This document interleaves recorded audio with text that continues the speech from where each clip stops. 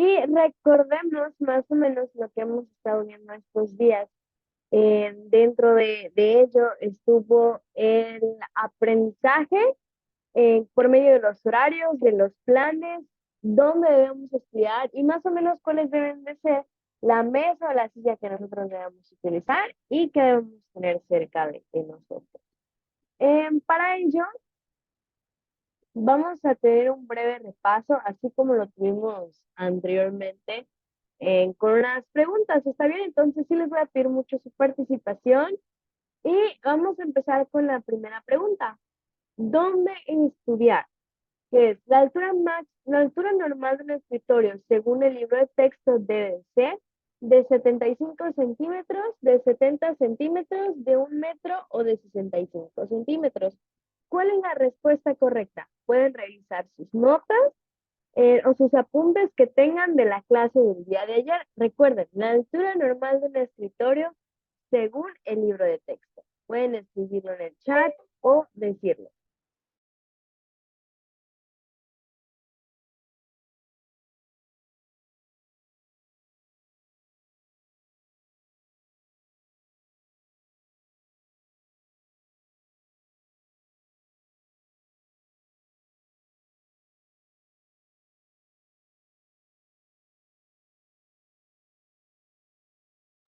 Perdón, no encendí mi audio. Gracias, no. Pues la respuesta es A, 75 centímetros. Recordemos que el libro nos decía que la altura normal de un escritorio es de 75 centímetros y con máquina de escribir era de 65 centímetros. Debe estar de 1 metro por 48 centímetros también. Entonces, no olviden mucho esos datos que son importantes. 75 normal, 65 con máquina de escribir y la superficie debe ser 1 metro por 48 centímetros. Excelente. Ahí está. Y aquí ya saben la respuesta. La altura normal de un escritorio, si se va a usar máquina, debe ser, a ver, ya lo dije, vamos a ver si me escucharon. ¿De cuánto debe ser? ¿Qué dicen? A, B, C o D. Excelente. Muchos me están contestando D y como podremos ver, efectivamente la respuesta correcta es la, no, la D. Muy bien. Estos ejercicios nos ayudan a que podamos ver tanto qué tipo de preguntas pueden aparecer en el examen, como para poder repasar y tomar notas sobre lo que nos hace falta tal vez por estudiar, ¿ok? Entonces, ya sea que tuvieran la respuesta bien o mal, está bien porque están en este proceso de aprendizaje donde la retroalimentación nos ayuda a mejorar. Muy bien, para poder continuar les voy a poner el tema de el siguiente bloque de aprendizaje. ¿Ok? Vamos a empezar con el título de este bloque que se llama Aprendizaje Eficiente. Vemos temas como atención e interés, memoria, la diferencia entre los estudiantes, la motivación, meta, conciencia del propio progreso, la comprensión, el aprendizaje de memoria y comprensión rutinarios, la organización del material, la relación de la materia con el mundo exterior, uso de la discusión para promover el aprendizaje y el desarrollo de los hábitos de aprendizaje. Y para comenzar, díganme, vamos a hacer ahora una lluvia de ideas. ¿Qué es lo que a ustedes, ahorita les voy a hacer una pregunta y me ayudaría mucho contestándola? ¿Qué es lo que a ustedes les llama más la atención o les genera mayor interés? Y hablemos de todas las cosas. Por ejemplo, lo que a mí me llama mucho la atención y me genera mucho interés son los libros de fantasía. Me gusta mucho cómo la gente puede crear, autores pueden crear nuevos mundos a partir de sus cabezas y que también produzcan que a mí me causen más imaginación. También algo que me causa mucha atención e interés es la música. Yo siempre estoy muy enfocada en la música, me encanta en muchos tipos de géneros. Yo no escucho uno en específico, sino que escucho lo que me gusta. Esa es mi atención e interés. Pero hay muchas cosas que pueden llamar nuestra atención o tener nuestro completo interés. Tal vez practicar karate, el poder y no sé, también hacer ejercicio, entre otras cosas. Entonces, me van a compartir todos pueden compartir en qué es eso que a ustedes les produce atención o interés en sus vidas. Es tiempo para compartir. ¿Qué dice? Muy bien, así como los ejemplos que hemos visto de Carla con el ciclismo, pasar tiempo de la familia, Jeremy los videojuegos y la música y Naum con la música y la anatomía, podemos aprender varias cosas que nos son bastante útiles. ¿Por qué? Porque cada persona, como les decía, tiene un gusto por algo en una situación específica. Entonces, eso nos ayuda a que nos enfoquemos mucho sobre las cosas que nos gustan. Por ejemplo, si a mí me gusta mucho la música, probablemente voy a dedicar tiempo a escuchar la música. Si a mí me gustan los videojuegos, probablemente voy a tomar parte de mi tiempo para jugar esos videojuegos, porque es algo que produce interés y atención a mi parte. ¿Ok?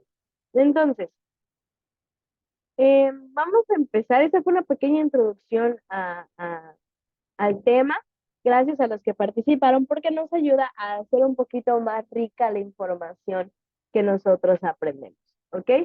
Así como nosotros tenemos gustos o le prestamos atención o tenemos interés por algunas cosas, el estudio también requiere de esa atención o interés. Tal vez no va a ser el mismo nivel, el mismo grado, de la misma forma, ¿verdad? Porque tal vez algunas personas les causa una satisfacción divertida, una cosa, y a la otra una satisfacción de logro, ¿no? Entonces, algo que podemos aprender es que si nosotros queremos aprender de manera eficiente, debemos de concentrar nuestra atención en el tema de estudio, que la atención siempre esté presente cuando estamos estudiando. ¿Qué es lo que sucede muchas veces? Y no me dejan mentir. Les voy a dar un ejemplo conmigo en mi vida diaria. Si les soy sincera, la asignatura que en lo personal es muy complicada para mí es la asignatura de historia. Es muy difícil para mí la historia. Entonces, cuando trato de estudiarlo, se me hace muy difícil porque me aburre, no la entiendo, no me puedo aprender las fechas, etcétera, ¿no? Entonces, lo que tengo que hacer es seguir algunas cosas que aquí me marca. Generar una atención o interés a ese tema. Ustedes me imagino que tendrán también alguna asignatura en el que no les cause alguna atención o interés porque les resulta aburrida, porque no les gusta, porque tal vez simplemente no es de su agrado, ¿no? A veces también son los propios docentes los que tal vez no hacemos nuestro trabajo tan interesante y a ustedes pues tampoco les interesa. Y algo más que sucede, no solo no prestamos atención o no le tomamos interés, sino que recibimos estímulos que nos hacen perder esa atención sobre los temas. Y aquí me gustaría preguntarles, ¿cuál es la definición de estímulo? ¿Saben qué son los estímulos? ¿Qué dicen?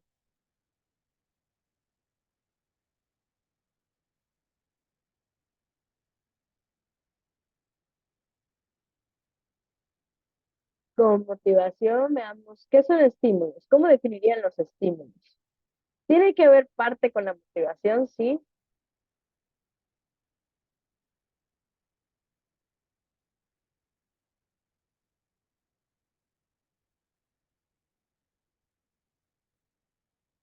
Situación que provoca una reacción, ok. Gracias, Naón. ¿Qué más? ¿Qué dicen? ¿Qué son los estímulos?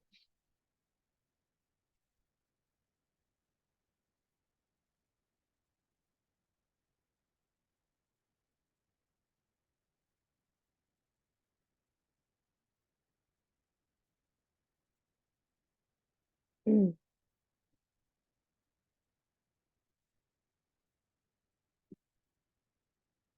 Vamos a ver.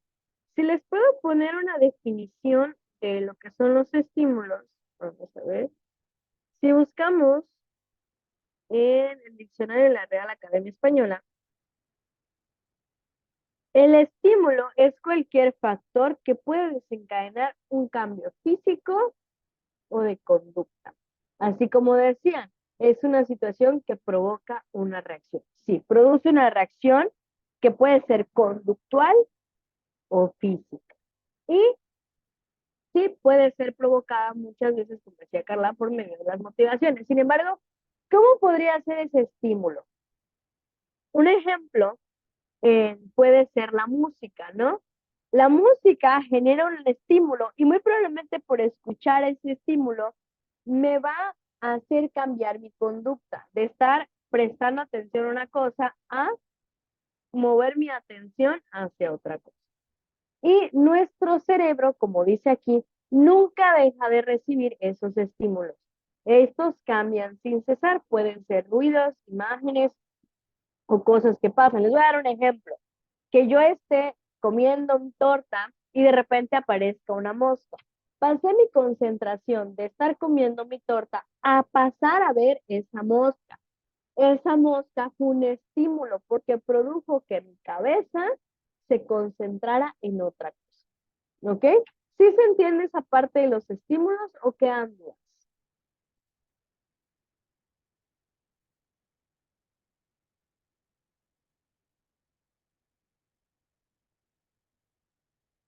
¿Sí se entiende? Mm.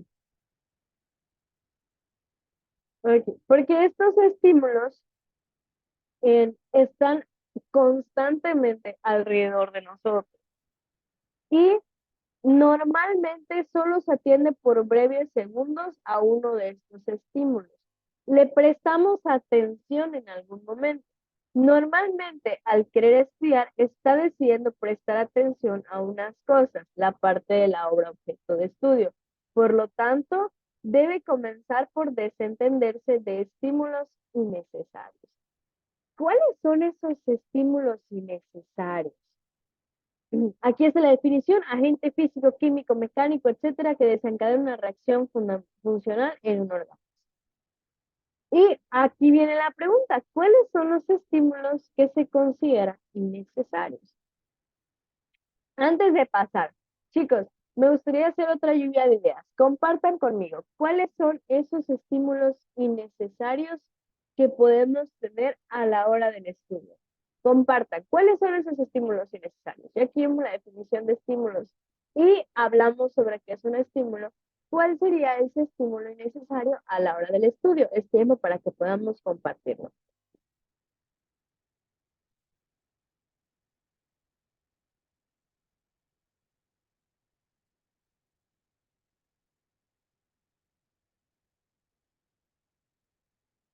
¿Qué dicen los demás? ¿Cuál sería ese estímulo innecesario? Carla dice: el ruido sí es un estímulo que se puede evitar. Y ahorita vamos a ver cómo.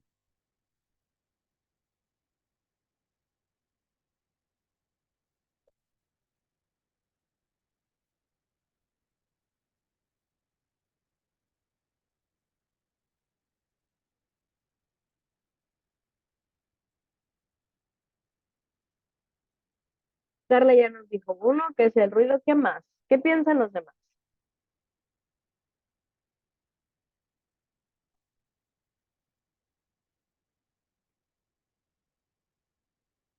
¿Ustedes creen que solo el ruido es un estímulo innecesario o qué otro estímulo puede haber?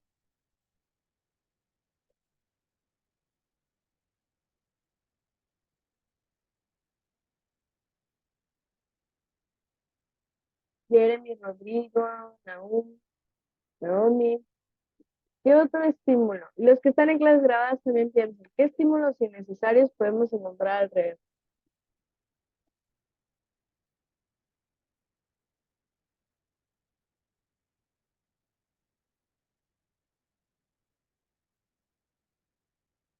Ok, los insectos. Hay unos que están muy cerca de nosotros,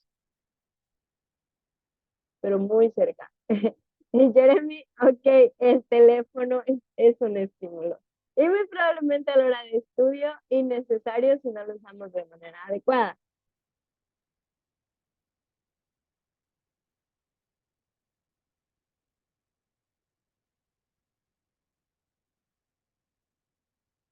el celular o las redes sociales. Ok, gracias por todo lo que están comentando y todo lo que dijeron es cierto, es correcto. Y vamos a ver de qué forma esos estímulos que acaban de mencionar interactúan en nuestro aprendizaje. Hemos dado varios ejemplos de estímulos innecesarios y nos dice, algunos estímulos son fáciles de eliminar con solo una adecuada elección de dónde o cómo estudiar. Y voy a tomar el ejemplo de el ruido y el insecto que dijeron Carl y Nahum. ¿Por qué? Eh, Cuando nosotros escogemos un mal lugar, muy probablemente si escogemos tal vez estudiar en el jardín de mi casa, me voy a encontrar con mucho ruido porque pasan muchos coches, o si decido estudiar en la cocina y mi mamá está limpiando y pone su música a todo volumen, hay ruido. Esos estímulos se pueden evitar escogiendo otro lugar, pero como yo escogí esos lugares, hay estímulos que me interrumpen en mi estudio. Otro ejemplo con lo del insecto. Si yo tal vez ya sé que a esta hora hay muchos moscos y aún así decido ir en una habitación donde hay muchos mosquitos, muchos insectos que me pueden distraer, entonces yo estoy provocando o no estoy evitando que esos estímulos no me perjudiquen, porque yo misma escogí un lugar o una habitación donde existe ese tipo de estímulo innecesario, ¿ok? Otros que nos decían, el teléfono, ¿no? A veces tenemos el teléfono como a todo el sonido. Bueno, probablemente a la hora de estudiar podamos ponerlo en modo, ahí creo que se llama modo estudio o algo así, que normalmente las notificaciones no nos llegan, pero las llamadas sí en caso de emergencia, ¿no? Tal vez a veces al uso del teléfono no lo usamos correctamente, a veces lo tenemos a un lado, llega una notificación y lo primero que hacemos es verla, abrimos Facebook y ya nos distrajimos 2 horas viendo, ¿no? El teléfono celular. Por lo que eso se puede controlar, tal vez poniéndolo en silencio, poner que solo se escuchen las llamadas, etc. Si yo estoy en un lugar donde hay música muy fuerte, entonces apago la música. Si el problema es tal vez el que estoy estudiando en mi libreta y mi computadora está y no la estoy utilizando, pero está puesto un video, entonces muy probablemente deba eliminar ese video. Si se entiende esa forma de que hay maneras de eliminar los estímulos innecesarios, ya sea escogiendo un lugar adecuado o acomodar las cosas que tenemos alrededor de tal manera que no nos quiten la atención de nuestro estudio, ¿no? Hay otras cosas que son más difíciles de quitar y que pueden fácilmente alejarse de esa distracción, pero a veces no es algo que nosotros podamos controlar. Por ejemplo, em, probablemente podamos, nos dice el ejemplo, es si mi familia está, pero es mi hora de estudio, probablemente mi lugar donde voy a estar va a ser un lugar donde no haya nadie para que no me distraigan. Sin embargo, ¿qué pasa cuando un miembro de mi familia pues está enfermo y estamos preocupados por cuidarlo? Pues ese tipo de estímulos no lo podemos quitar o es muy difícil de quitar porque nuestra prioridad también es cuidar a nuestra familia o a las personas que tenemos alrededor que están enfermos y tengamos que estar pendientes por si hay que hacer algo. Hay estímulos que se pueden eliminar y hay otros que no se pueden eliminar. Y los que sí se puedan eliminar en la medida de lo posible, hay que mantenerlos lejos de nuestro área de trabajo, ¿ok? Y hay que evitar llegar al estudio después de cualquier excitación, como una discusión. Entre más descansada esté su mente, más fácil será atender sus estudios. ¿Esto qué quiere decir? Que nosotros tenemos que llegar a estudiar de una manera tranquila.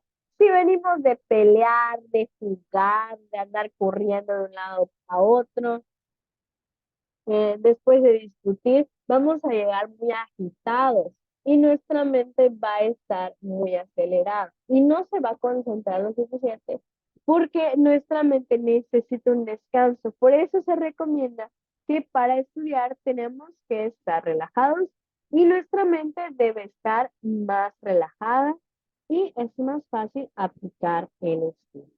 Muy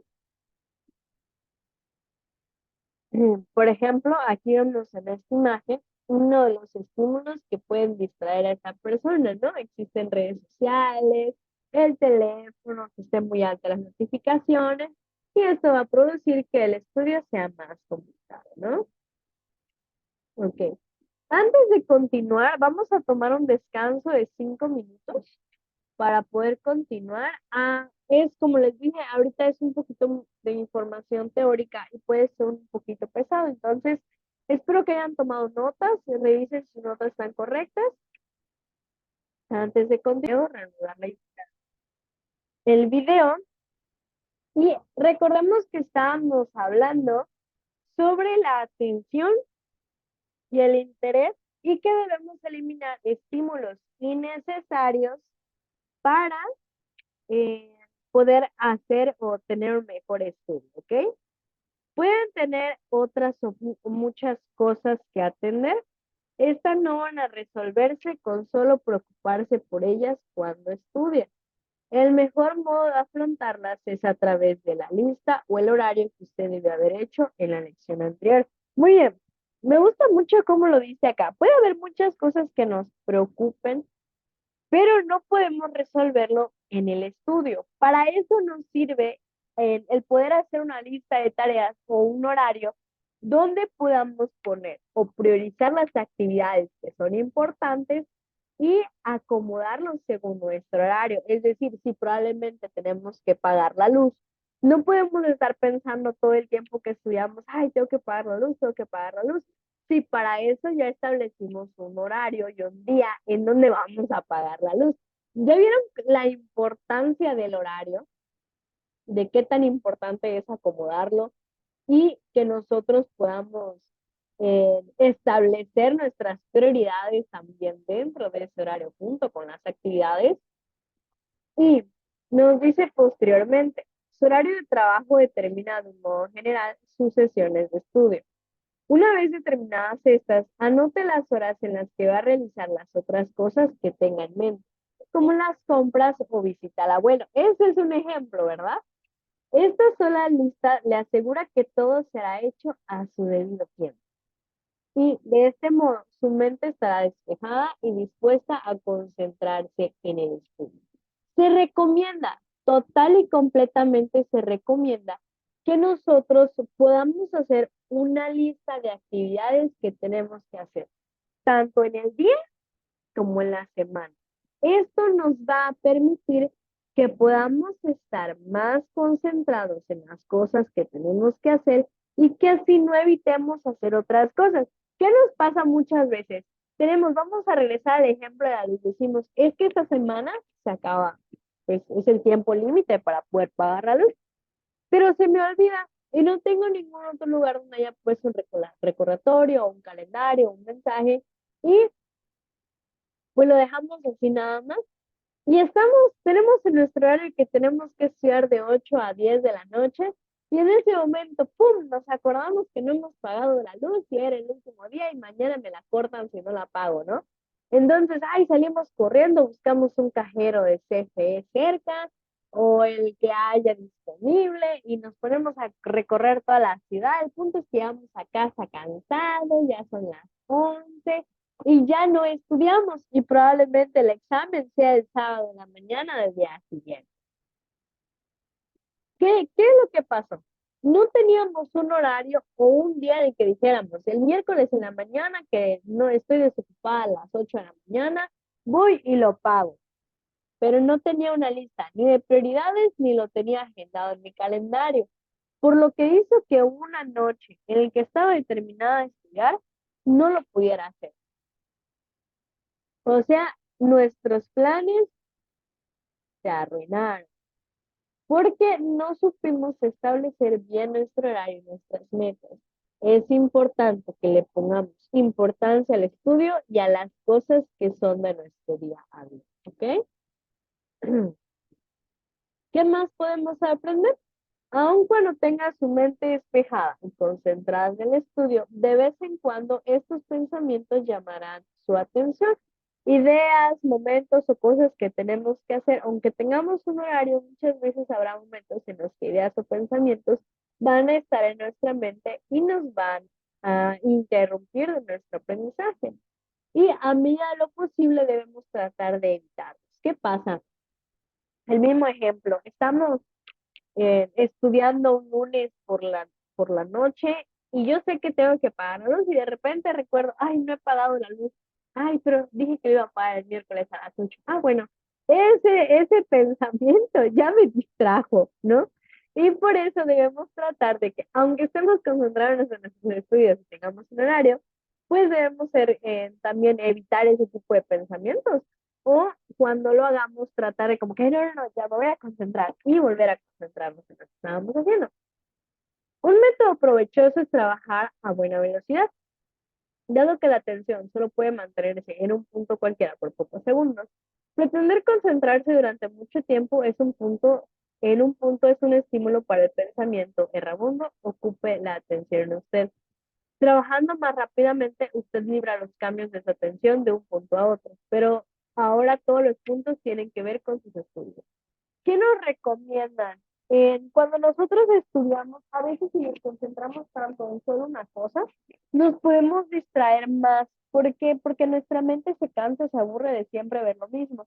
Por lo que es más fácil distraerse. Hay dos opciones, o que lo trabajemos de manera más rápida, o aparte de rápido, que podamos variar también en nuestras actividades, ¿no? Tal vez en el día planear nuestro estudio de manera que no solo tenga que ser una cosa, sino que se puedan hacer varias cosas que estimulen, pero ahora nuestro estudio.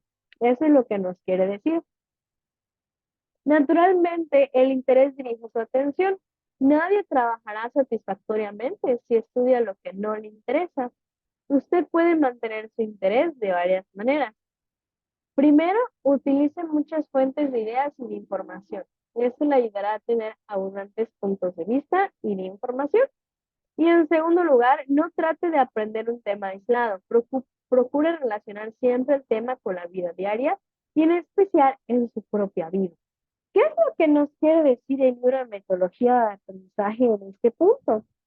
Está tratando de hacernos enfocar el interés en las cosas manejándolo con diferentes formas. Por ejemplo, si yo estoy aprendiendo acerca de qué es la motivación, no solo voy a leer un texto sobre la motivación, puedo buscar videos, podcasts, en revistas, más artículos, libros que hablen acerca de la motivación. ¿Por qué? Porque estamos variando la cantidad de información y esto va a hacer que aprendamos de varios puntos de vista, tengamos estímulos variados, visual, auditivo, eh, que nos pueden ayudar a adquirir esa información por diferentes medios y van a llamar mucho más nuestra atención. Eso es lo primero. Lo segundo es que no lo estudiemos así nada más, sino que tratemos de relacionarlo o también hacerlo como una analogía. Por ejemplo, el metodología del aprendizaje es a mi estudio como el preparar la comida es a mi hambre, ¿no? Entonces empezamos a relacionarlo. Ah, metodología del aprendizaje es como elaborar un sándwich. Necesitamos primero saber qué tipo de sándwich voy a hacer. Empiezo a investigar sobre el sándwich, busco los ingredientes, me preparo con los ingredientes y lo empiezo a hacer y empiezo a relacionar varias cosas con muchas cosas de mi vida diaria y entonces lo aprendo mejor. ¿Alguna vez han hecho alguna analogía? ¿Alguien de aquí ha hecho alguna vez alguna analogía? ¿O conocen lo que son las analogías? Nadie ha hecho las analogías, no conocen las analogías. Muy bien, una analogía es, dice, no, bueno, hoy vamos a conocer qué son las analogías. Una analogía es una comparación de las cosas que nosotros hacemos, utilizamos o sabemos, vivimos constantemente con un nuevo aprendizaje. Eh, por ejemplo, hay eh, muchas analogías que nos pueden ayudar a comprender más. Una de las analogías yo se las compartí. Comparar en metodología del aprendizaje con la elaboración de un sándwich. Entonces, eh, la Real Academia Española define la analogía como la relación de semejanza entre cosas distintas. Nosotros comparamos las cosas, tal vez complicadas, con cosas más sencillas. La analogía tal vez de las matemáticas es como ir al súper, porque nosotros tenemos que medir, calcular, etcétera, ¿no? Tal vez no tan sencillo, pero sí puede haber diferentes tipos de analogía. Otro ejemplo, planear mi día es como construir una casa. Primero tengo que saber qué tipo de casa quiero, así como planear mi día. Tengo que saber qué tipo de día es, si es ajetreado, si es tranquilo, etcétera, ¿no? Esas son las analogías. Y eso nos puede ayudar también a mejorar nuestro aprendizaje. Por supuesto, habrá veces que sea esencial dominar un punto en particular que precisamente no despierte en nosotros interés alguno. No se deje atemorizar por estos puntos, afróntelos reservando una de sus mejores horas de estudio, de preferencia las primeras horas del día, para abordar. Y aquí regreso al ejemplo que di en un principio. Yo personalmente no soy una fanática de la historia. Me da mucho trabajo la historia, pero muchísimo trabajo.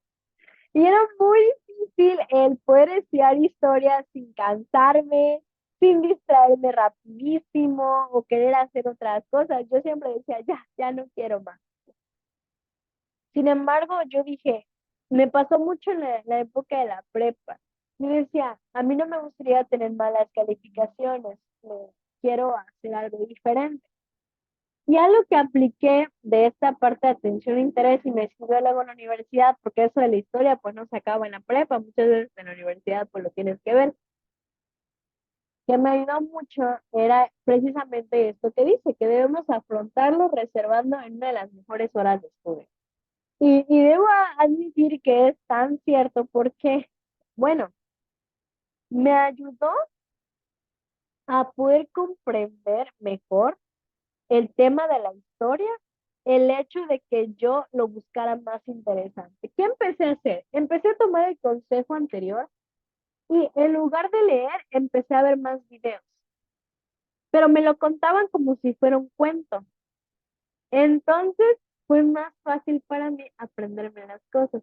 Ahora sí generó un interés, porque yo les decía, es que me gusta leer historias, cuentos como fantasía. Entonces vamos a leer la historia como si fuera un cuento, no como algo que tengo que estudiar. Empecé a hacerlo en las horas que estaba yo más despierta, que tenía más energía, que estaba más calmada. Y definitivamente eso ayudó mucho en mi estudio. ¿Ok? Eso también es lo mismo que nos dice que debemos hacer en metodología del aprendizaje. Me gustaría que alguien pudiera ayudarme a leer el resumen de estos temas. ¿Quién me puede ayudar a leer estos 5 puntos? Alguien que pueda ayudarme a leer estos 5 puntos que están en pantalla.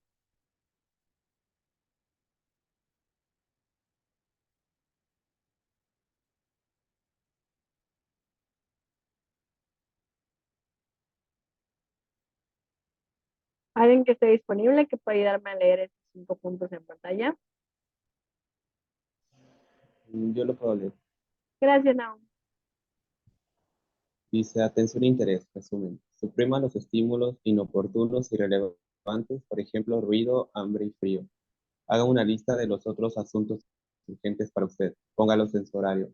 Suprima los pensamientos inoportunos, cambiando rápidamente los tópicos de su estudio. Comprenda lo que está estudiando. Ponga un vivo interés en la materia fuera de sus horas de estudio. Ok, gracias, Naum. Y Naum, ¿cuál de estos 5 puntos es el que más llama tu atención sobre lo que hemos estado hablando? ¿O cuál es el que más te gustó y te gustaría empezar a aplicar?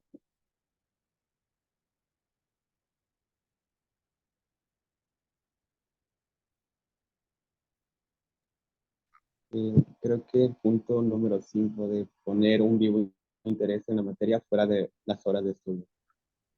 Ok, gracias, Naum. Y me gusta también mucho ese punto, porque pues a veces pensamos que este interés de los temas debe ser únicamente cuando estamos estudiando, cuando en realidad podemos recordarlo cuando hacemos otras actividades, como el ejemplo de la cocina, ¿no? Que empecé a comparar lo que había aprendido con elaborar un sándwich, ¿no? Entonces, podemos darle interés a las cosas cuando lo relacionamos con las actividades de nuestro día a día. Y es súper, súper importante. Eh, Ahorita ha sido mucha información que hemos adquirido, ha sido mucha actividad teórica y nada más para como tener un ejemplo de lo que vamos a estar viendo el día de mañana, vamos a empezar a hablar sobre lo que es la memoria, la memorización.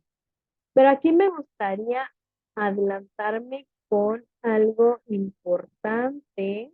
Creo que debe estar por acá. Ajá, aquí está. La regla más importante de la memorización, que se llama el pecado de la memorización. Y me gustaría que se lo pudieran aprender para la clase de mañana. Este es el pecado de la memorización. Memorizar es bueno, es importante y ayuda en varias asignaturas, pero la memorización tiene un pecado que nunca debemos hacer, nunca debemos cometer. Nunca, nunca, nunca debemos memorizar sin comprender primero. Si no comprendemos, no vamos a memorizar, porque de nada sirve memorizar lo que no se comprende. Entonces, la próxima clase, apúntenlo donde puedan apuntarlo en sus notas, que tengan unas notas cerca. Va a ser lo primero que yo les voy a preguntar en la clase de mañana antes de comenzar el tema de la memorización o la memoria. ¿Cuál es el pecado de la memorización? El memorizar sin antes comprender. Nunca, nunca, nunca memoricemos algo que no comprendemos. Y aquí, dicho si quieren escribir acá, jamás con rojo y en mayúscula, jamás memorizamos lo que no comprendemos. Entonces, el día de mañana eh, vamos a comenzar con el tema de memorización. Ay, vamos a... ¿Me escuchan mejor así? Ah, ok, perfecto. Entonces voy a mantenerlo con este ahora. Para mañana, traten de leer hoy, en un momento que tengan libre, la definición de memorización, porque vamos a comenzar con la pregunta que les dije, ¿cuál es el pecado de la memorización o cuál es el problema de la memorización? Y vamos a definir o encontrar la definición entre todos de qué es la memorización. Entonces, busquen en Google, en la Real Academia Española, en un diccionario, qué es memorizar. Y con eso vamos a comenzar. Es la única actividad que vamos a tener para el día de mañana y eso nos va a servir a hacer más completa la información. Vamos a tratar de tener este tipo de actividades listas para poder participar en clase, ¿va? Porque luego me duele mi garganta, ya no puedo hablar y necesito mucho de su ayuda, ¿está bien? Entonces, nos vemos mañana